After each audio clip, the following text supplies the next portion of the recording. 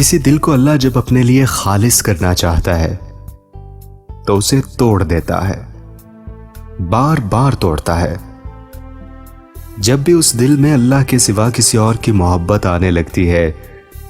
وہ رب اس محبوب چیز یا انسان کو اسے دور کر دیتا ہے۔ جتنی بار وہ دل دنیا کی محبت کی طرف لپکتا ہے، اتنی بار اس کا دل توڑا جاتا ہے، اتنا ہی اسے ٹھکرایا جاتا ہے، یہاں تک کہ اس کو احساس ہو جاتا ہے کہ اس دل میں رہنے لائق محبت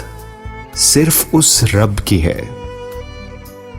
اور پھر جب انسان ٹوٹ کر بکھر کر رب کے آگے گرتا ہے نا، تو وہ رب اسے تھام کر اپنی رحمت کی آغوش میں لے لیتا ہے، اسے اپنے رستے پر چلاتا ہے، اس کے دل کو اپنی محبت کے گھیرے میں لے لیتا ہے۔ اور پھر ایک وقت آتا ہے جب اس دل میں رب کے سوا کوئی اور خواہش نہیں رہتی، کوئی اور محبت نہیں رہتی۔ یہ ٹوٹے ہوئے، ٹھکرائے ہوئے دل بڑے نایاب ہوتے ہیں، جن میں رب کی محبت بڑی تیزی سے سما جاتی ہے۔ بے شک بہت خاص ہوتے ہیں وہ دل جنہیں وہ اپنی محبت کے لیے چنتا ہے۔ تو بس اپنی عبادتوں اور ریاضتوں کو کسی خاص وقت کے لمحے تک محدود نہ کریں، کیونکہ محدود کو فنا ہے۔ جس کی بندگی کرتے ہیں اس کی شان پہچانیں، وہ لا محدود ہے، اس کا ذکر لا محدود ہوگا تو بقا ہی بقا ہے، ورنہ تو سب فنا ہے۔ اور انسان کا کیا ہے؟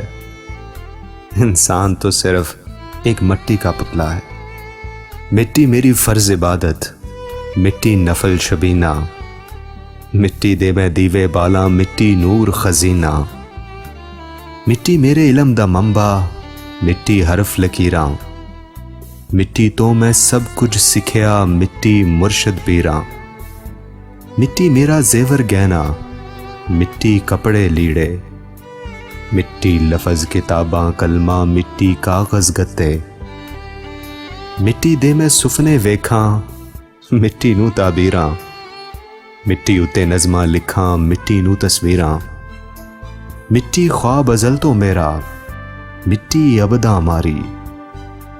مٹی تو میں جند چھڑاواں، مٹی جان تو پیاری، مٹی دی میں کھیڈ بناواں، مٹی روند وی ماراں، مٹی نال میں بازی لاواں، مٹی جتاں ہاراں، مٹی دے میں گنجل کڈاں،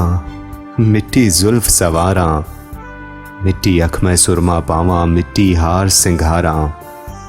مٹی تو میں صدقے جاواں، مٹی تو جندواراں،